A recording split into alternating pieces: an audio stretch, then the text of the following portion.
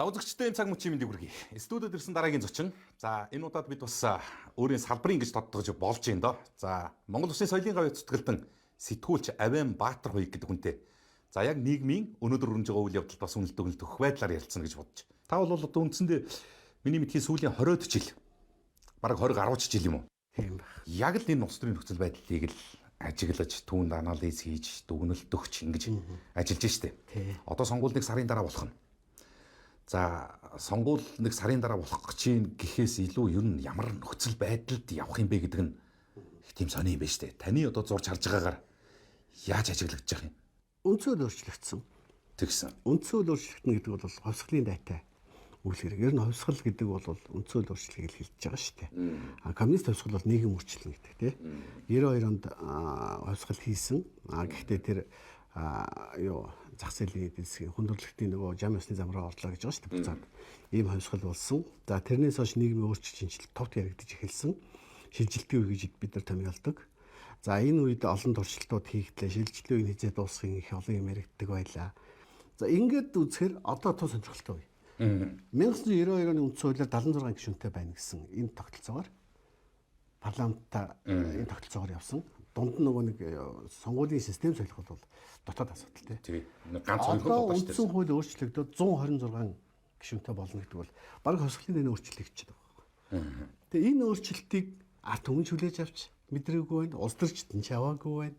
Намууд нь ч мэдрээгүй байна. Одоо тэг ингэ божигчж шүү дээ. Яг яах гээд байгаа юм. Нөгөө өмнө явдаг байсан нөгөө нэг сонгуул монголчин биш болсон. Илүү тийм өмнө божигнантай заримдаа ингээд юм он чигээч юм чи онохгүй гэж байгаа юм шиг. Энэ зарим давлгаан дунд жижиг номууд их нэр хүнд нөсөж байгаа юм шиг. Эсвэл том номуудыг нэр хүнд унааж байгаа юм шиг. Одоо ингээд ийм божигнан үе орж ирж байгаа байхгүй. Күнзийн нөгөө хэлдэг шиг яг ийм нийгмийн шилжилтийн үед амьдрмар гэж хараамаар хэлдэг шүү дээ. Энэ үе чи хамгийн хэцүү. Энэ үе дээр шийдэл гаргах хэрэгтэй байдаг байхгүй. Одоо энэ учраа олох гал хуучнаараа явах гэр болохгүй.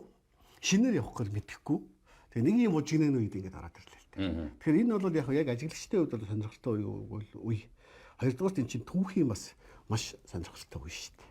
Энэ чинь түүхийн өөрчлөлтөөр явчихсан бид нар. Үндсэн хуулийн тэр өөрчлөлтийг хийсэн эрх хөрөгч намынхан ч гэдэг юм уу, үрдүн гоо шууд ирээд хэлээ л дээ. Би бол тийм боломжгүй гэж харж байна. Үрдүн шууд эрэг үрдүн гараал ингээл тийгээ татах бол тийм боломж байх юм байхгүй шүү дээ. Одоо ингээд хууль батлагдаад эхний юунуудаа харж эхэлж байгаа юм шүү дээ. Өмнө божигнараа орж шүү дээ.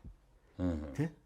Одоо нөгөө дээдс нь хуучнараа захирч чадахгүй, доодс нь хуучнараа захирахыг хүсэхгүй гэдэг шиг одоо энэ сонгуулиор явуулаад хуучин аргаараа засгийг явах гэхээр алинч болохгүй. Нөгөө ард түмэн нь болохоор бид нар өөрөөр харж байна гэдэг ингээд тал талдаа өөрөөр харж гарч ин чи божигнаад эхэлчихэж байгаа байхгүй. Тэгээ үр дагаврын хувьд бол тийм шууд эерэг байхасаа илүү тийм сөрөг үр дагаврууд үлгэрсөлдөд амар сайхандаа жаргадаг баг. Ер нь тийм. Амьдралд бол нөгөө сүудэр чинь л явдаг шүү дээ. Энэ их тийм сони юм байна. Яг одоо юу гэдэг тэр хууль эрх зүйн орчинд хэлмэгдсэн хохирсон ч гэдэг юм уу ийм нэг хүн гарч ирэнгүүт л араас нь залгаад одоо би бас хэлье ч гэдэг юм уу. Тэгэхээр дахиад хоёр дахь нь оронгууд гурав дахь нь үгүй тэр хоёр хэлчихэж байгаа юм чинь гэдэг нэг юм итгэл төрөөд бас эндээ одоо сэтгүүлч хүний хувьд бас жоохон олзуурхаад байгаа. Үгүй ярьж байгаа хүн болгон дээр л нөгөө нэр гарч ирээд байхаа чинь би та болоо гэх тийм ирэхгүй болчихгүй. Та битгий хэлбэгт орж ирээд энэ чинь сайхан хүн байсныг нь та нар арай гэдэг ингээ амин барих гэх тэгэхээр болохгүй шүү дээ. Тэр хүмүүс л хэлж байна. Баримттай үзүүлэх хэлээд тухайн асуудал энэ нийгэмд байхгүй. Хэрвээ тэр хүн улс төрийн оролцогч нөлөө бүхий хүн байсан бол тэр хэрээрээ л нэр нь олон давтагдана. Эний чинь нэр төр гэдэг байгаа шүү. Харин тэгэхээр энд ялгаа нь болохоор элбэгт орж гэдэг хүн чинь байхгүй болцсон одоо. Улс төрөөс бүр одоо бидний хэлдгэр бол зодог тайлсан. 2017 онд бууцсан хүн шүү дээ. Одоо үндсэндээ 7-8 жилийн дараа л нөгөө нэр чинь одоо өнөө хэр нь яг тэр улс төрд байгаа мэтэр дурддагдаад байдаг нь ямар учиртай юм бэ? Та энийг юу гэж харж байгаа вэ? Эсвэл одоо тэр элбэг дөрж гэдэг хүн үнэхээр албан ёсны албан тушаалуудаа өгсөн боловч албан бусаар засаглаад байгаа юм. Энэ өнгөрсөн 30 жилийн түүхийг ярих юм бол хэд хэдэн бие хүний үе уюуд байгаа. Бие хүний. Инх хоёрын үе байсан. Энэ бол бүгд мэднэ. Одоо парламентын ингэж инх хоёрыг энийг нэг ингээд ста нэг ингээд унгаагаад ингээд аргыг нь олох юмсан. Ноцолцороо дарж авсан. Аан маань адилхан зүтгэж алдсан шүү дээ. Тэрний дараа энэ Баяр Сүв Батболтын үе гарч ирсэн. Оюутлогын гэрээмээрээ тэгээд л одоо Эрдэнэтийн 1000 асуудал гарсан. Энэ үеийн дараа Эминхолтын үе гэдэг. Меган Беколт. Тийм богино үе. Одоо ингээд тэдний фракцийнхаа одоо хотын фракц намыг хэрэгшээгээд улсыг хэрэгшээгээд Энэ бол Батамжуна гэдэг хөсөлч тийм ээ. Тэгээ энэ улсыг эзлэх чинь гэдэг. За тэрний дараа нэлийн үндэсний үдэл санаа сэргээд Батулгын үе гэдэг нэг юм богино үе гарч ирсэн тийм. За тийм. Энэ дунд Элбэг дорж үе гэдэг бол 10-аас 12 жил. Хамгийн урт нь баг. Энэ бол яг Батулгын өмнөх үе байхгүй. Энх болдын үе чинь хавчуулагдаад цохилдсон шүү дээ тийм. Хавсалцсан байхгүй ихлээс. Тэгээ тэр үед тэр хүн юу хийж исэн, ямар нийгэм нөлөө үзүүлсэн, тэр нөлөөлөл чинь одоо энэ нийгмийн өөрчлөлтийн дараа гарч ирж шүү дээ. Хүмүүс зориг орж байна. Нийгэм өөр болчихлоо гэж байна. Үндсэн хууль өөрчлөгдсөн. Үндсэн хууль маань баталсан муухай энэ гэж бид нар хэлэх биш энэ чинь системийн үед бид нар ярьж шүү дээ. Үндсэн хууль өөрчлөгдөд бүх юм өөр болоод нэр дэвшигт олон болоод энэ хэрээр нийгэмд хилцүүлэг өрнөх болцоо гаргаад хүн болгоны ярьж байгаа асуудлууд ингээд нийгэмд орж ирэхээр тэр хүний нэр дуртагтаад л байгаа байхгүй. Тэгэхээр тэр хүний тухайн үедээ хийж исэн бүх үйл ажиллагааны үр дүн одоо боцож илэрч гарч ирж байна. Энэ нийгмийн буглааны нэг хэсэг 30 жилийн буглааны нэг хэсэг. За тэгэхээр одоо бол энэ хоёрын үйл Элбэг доржийн сонгуульд ингэж яхад инквери хамгийн хэрэгтэй байсан. Батулгын сонгуулийн үед Энхолтын үеийг л хамгийн хэрэгтэй байсан. Энэ л явж ил байна л да. Тэгэхээр тэр хүн одоо нөгөө буддизмаар үйл өөр гэдэг шиг тэр хүний хийсэн үйл нь боловсраад одоо нийгэмд л гарч иж ил яригдаж байна. Хагарч ийн гэсэн. Тийм, хагарч ийн гэсэн үг л. Та нэг хэллээ шүү дээ. Ийм өөрчлөлт бол үр дагавар нь бол одоо үлгэрдэл амар сайхан жаргал түүнээс сүүдэртэй. Тэгээ сүүдэртэй ч гисэн үр дагавар нь өнөөдөртөө үзэгдэх нь сүүдэрч байсан, бараанч байсан.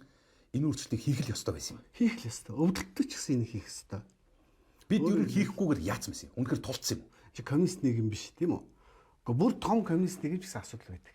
Сталиныг өгсөний дараа Хрущевын дулаарлын үед нөгөө хэлбэрлэлийн асуудал зөндөл гараа авчихсан. Маршалыг өнгөрсөний дараа Цэдэн балын үед бас л нэг хүнийг дахин ятгуулсан байгаа асуудал ярьдаг. Цэдэн балыг өнгөрсөний дараа бас л ийм асуудал яриад манайны чи бүх цол яриг минь хураагаал Оросд өгүүлээ барьлаа. Асуудал яриад байгаа бас. Энэ түүхэнд гүйцэтгсэн бие хүний өөрийн нөлөө ингэж нийгэмд ингэж маш хурдаар гарч ирж байгаа. Гэхдээ нийгэмдээ буруу юм хийж идэ буглаа үүсгэсэн бол тэр нь идэ буглаа шиг гарч ирнэ. Нийгэмдээ сайн юм хийсэн бол хизээ нэгэн цаг сайнаараа л дурцагдана. Энэ бол энэ Монгол гэдэг үндэсний төрийн тэргүүн байсан бүх хүнд л тохиох хувь тавилан байхгүй. Элбэг доржийн тухайд бол яг хав одоо энэ улс төрд оролцоод байна бол бүгд л одоо бүх нийгмийн буруу муруу одоо божигныг элбэг доржоос ихтэй мэгтэй гэл ингээд байна л та. Элбэг доржийн үед тогтчихсэн шүүхийн систем мэдрээгүй. Одоо байгаа. Тий. Дийлэх гэж байна. Энийний цаана ахад ямар санаархал байна гэхээр энэ хүмүүс хэлмэгдсэн, зовсон хүмүүс яаж юм гэхээр энэ хүний тогтоосон систем чинь биднийг ингэж махны машин оруулж ирсэн шүү дээ. Өөрөөр хэлбэл энэ системээ өөрчлөө гэсэн тохиог өгч байгаа. Бид нар болохоор тэр хүний хэлмэгдсэн зовсныг ингээ гайхаа шогшроод энийг хүний асуудал болж хараад байдаг. Тэр хүмүүс чи яаж юм гэхээр жинхэнэ шүүгүүлэгч дохио өгч шүү дээ. Хөөе энэ шүүхийн систем гэдэг систем байна гэж хэлээд систем чинь буруу шүү тий. Шүүх, прокурор тийм үү? Мөрдөн байцаах тагнуул хаач би тэр нөгөө нэг зоригийн хэрэгдээс юм чинь яг энийг хөөцөлдөхөд цагдаагийн чаар оролцоог юм шүү. Хан тийм билээ. Тий. Харьцангуй хүү хайны хэрэг мэрэг юм чи илрүүлэх газар цагдаа бол тийм олон юмны бас харьцангуй гадна үлдсэн юм билээ. Одоо гадна гэдэг маань тэр систем юм. Тий. Яг хөө эдрээсээ дээр гэсэн үг биш л гэхдээ ер нь зүгээр цагдаа оролцоогүй л байлээ шүү. Хан тийм юм билээ. Би нэг ч мөрөглөлийн мөрдөн байцааг шараагүй. Гэхдээ тэр хүн ийм систем үүсгэчихэд тэр системдээ хүмүүсийг аваачаад тэрэмдчихсэн байна. Няцалж ирсэн байна. Энэ ямар ч дарангууллын үед бас л ховор тохиохол үзэгдэл шүү дээ. Хатуу харилцсан байсан. Тэр хүмүүс гарч ирээ юу хэлж байгаа гэхээр ийм систем тогтооцсон шүү. Одоо тэгээд энэ бол юу гэхээр олон нийт ойлгох хэрэгтэй бид зүгээр ажиглагчийн үед хэлж байгаа. Энэ шүүх болоод энэ тагнуул болоод энийг прокурорыг дамжсан энэ системээ задлаа. Одоо жишээлбэл авилгын 1000 хэрэг орж ирж байгаа юм. Яаж задлах юм бэ? Байхгүй тий. Гэтэл хүмүүс юу хардаг гэж ганцхан шүүх төр очиод болохгүй нэг. Прокурор гэсэн бүхэл бүтэн систем яллах систем чинь бас хөлтөгөөр хийж байгаа шүү. Хэргийг хэрэгсэхгүй болох. Хэргийг хэрэгсэхгүй болгодог, наасаа шаашаа удаадаг барьдаг. Шүүх эзэн шатанд л шүтж байгаа болохос юм. Өмгөөлөгч нэргээ байж байна. Яг өмгөөлөгч гоё ариун нэрэлтэй. Гэхдээ зарим тохиолдолд тэд авилгын зоочлагч болж авчихсан гэж ярьдаг шин. Өөрөөр хэл асуудлыг мөнгөөр шийдэх систем тогтоочгоор тэр хүн чинь хүнээ авч гарахын тулд байгаа системийг ашигладаг байсан. Тийм байгаас. Саяны харин тэр зоригийн амь насны хүмүүсийн асуудлаар өмгөөлөгчнөр харин сайн явсан билээ тий. Тийм билээ. Тий. Гэтэ энэ юг харуулж байгаа нөхөр би хэлээд байна шүү. Ийм систем байсан шүү, энийг задлах хэрэгтэй байна. Энэ дахиад явж байгаа нийгмийн үзэгдэл болонгуудлаа арчснаар очиж байгаа байхгүй. нам руу орж ирж. Нам руу орж ирж зогчиж байгаа тэр хэрэг. Яагаад зогчиж байна гэхээр энэ арчс намын арчлыг одоо туг манлаа гэж хэлсэн. Энэ арчс намыг үүсгэн байгуулагч гэж энэ арчсан хувьсгалын эцгүүдийн нэг анхны 23 гэж хийж исэн хүн чинь арчлалын эсрэг хамгийн том буруу үйл ажиллагаа явуулаад ингэсэн биш үү те. Дараа нь нэгэн тийм асар их олон асуудал яхаар хүн л юм болохоор нөгөө мөрөө болгохыг хүсэж байна. Одоо бол нөгөө мөрөө бололтын ирэх эхэлж байгаа хөө. Мянган сонсгол гараад төмөн амтан ял зэм хүлээх нь тодорхой болохоор надад чинь артлынхаа мөрийг баллаад гарч ирэх хэрэгтэй. Тэгэхин тулд яаж юм тэгэхээр ардаа заавал залгамжлаж тавих гэдэг. Ер нь нэг иймэрхүү юм сүүлийн үед ажиглагддаг болсон шүү дээ. Угсаа залгамжилдаг юм уу? Тэ? Тэгэн утсаа нөгөө тохиролцож бүлгэлчин тохиролцож байгаа. Ерөнхийлөгч тэр ерөнхий сайдын тэр шүү. Ингүүл тэр шүү, тэгвэл тэр шүү гэдэг ингээд араасаа ингээд өөрийн фракц юм уу юугаар ингэж өөрийгөө хамгаалж. Тэгээ эн чинь ингэж явсаар хагаад хатыг нь хагарахаараа бүх нөгөө давхраг бүх юм чийл болол. Ингээд нэг нь үчиг нүсгээд авах. Тэгэхээр элэвгээ годны нэг үйл Хөрөлбаатарч байгаа. Магадгүй Санжинбаярт байгаа. За инхээрийн үеийг бол ингээд бүр тусгацсан шүү дээ надад чинь тий. Тэгэхээр одоо энэ оюутлын гэрээг хийснээс хойш сайхан бэлэн үйлгээ том уулуурхын гэрэмэрээ хийгээд энэ дээр элдв янзын том асуудлууд хийсэн.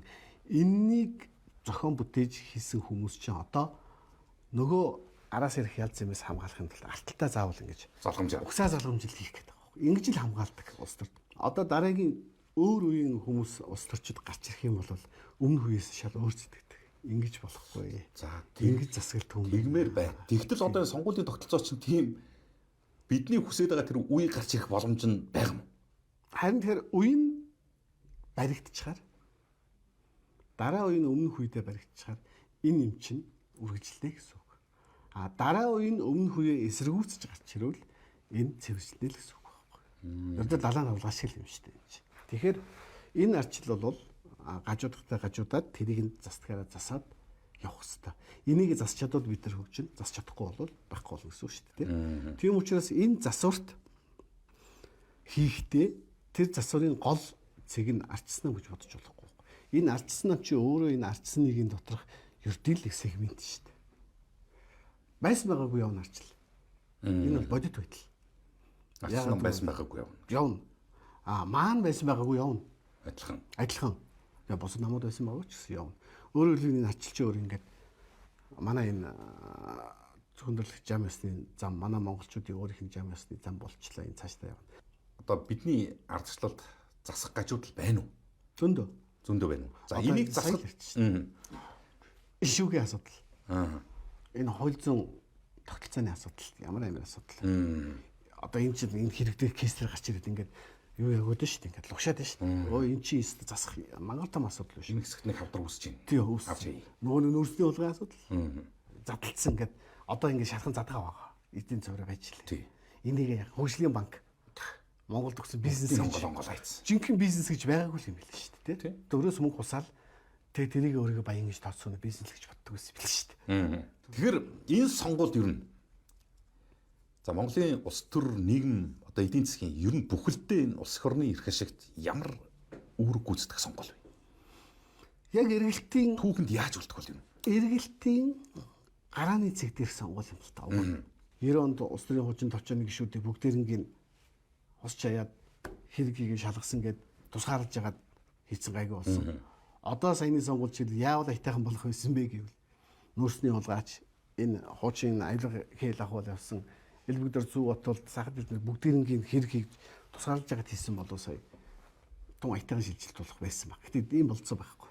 Энэ үнэхээр улс төрийн эрд зориг тутсан уу? Эсвэл давгцгүй хүчин зүйл тулвуу гэдэг асуултыг би бодоод байгаа юм л та хариултыг. Зориг дутлаа.